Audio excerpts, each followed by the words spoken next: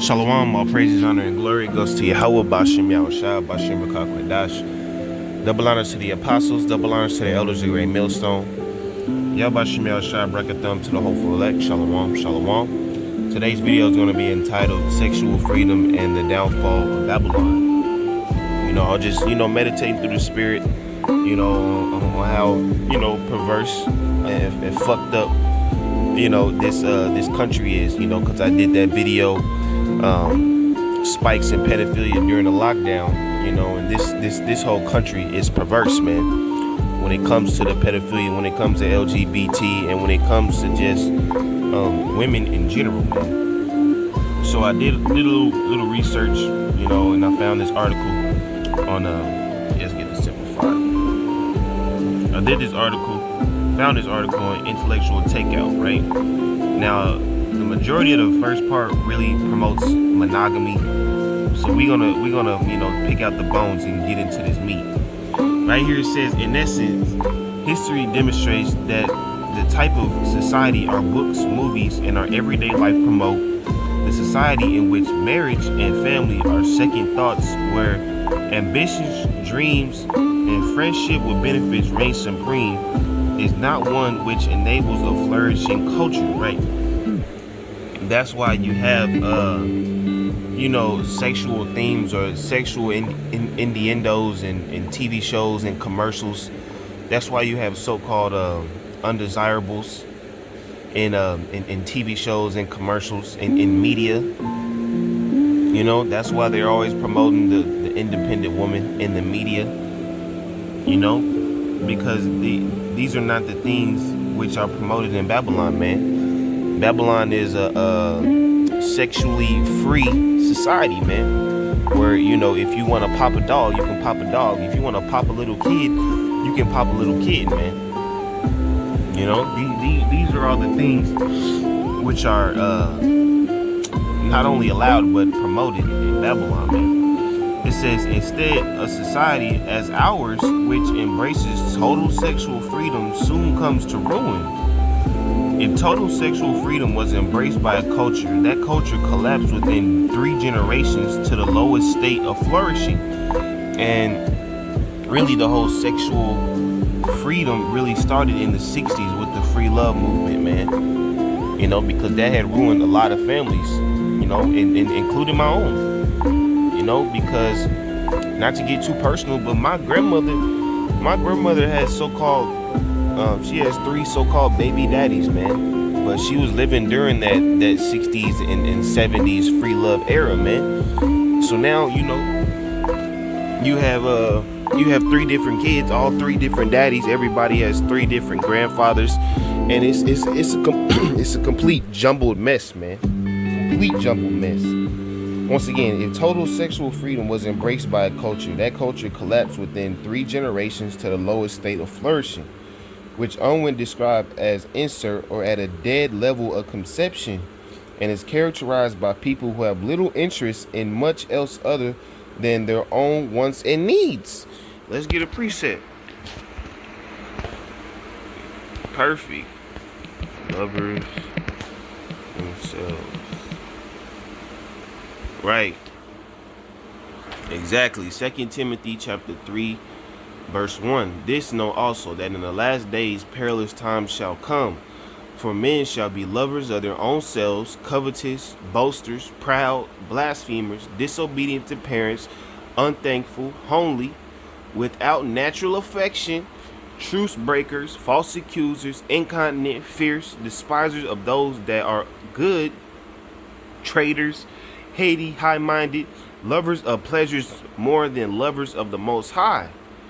And this basically describes the people in Babylon, man. You basically describe almost every American. Lovers of their own selves. Why do you think Instagram is popping, bro? Why do you think, all the other bullshit is popping? Because they covetous, boasters. Everybody wants to flex. Everybody wants to, show how cool they are, show how promiscuous they are, especially the women, man. This 2 Timothy 3, 1 through 4 is basically describing the people of America. Going back, it says, let's read that again. Total sexual freedom was embraced by a culture. That culture collapsed within 3 generations, which Owen described as inert at a dead level of conception, is characterized by people who have little interest in much else other than their own wants and needs. At this level, the culture is usually conquered or taken over by another culture with greater social energy.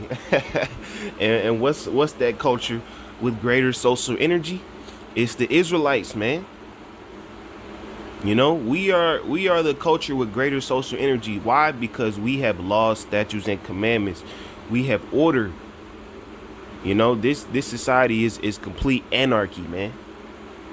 There's an illusion of order, but obviously it's not when you know, pedophilia is spiking during lockdowns. Obviously it's not when you have, you know, IG thoughts, when you have women like Selena Powell. Hey, brothers don't know. Let me find a Selena Powell, man. Give me 1 second. This is Selena Powell. She's a famous hip hop thought. She basically goes around, sleeps with rappers, and exposes them.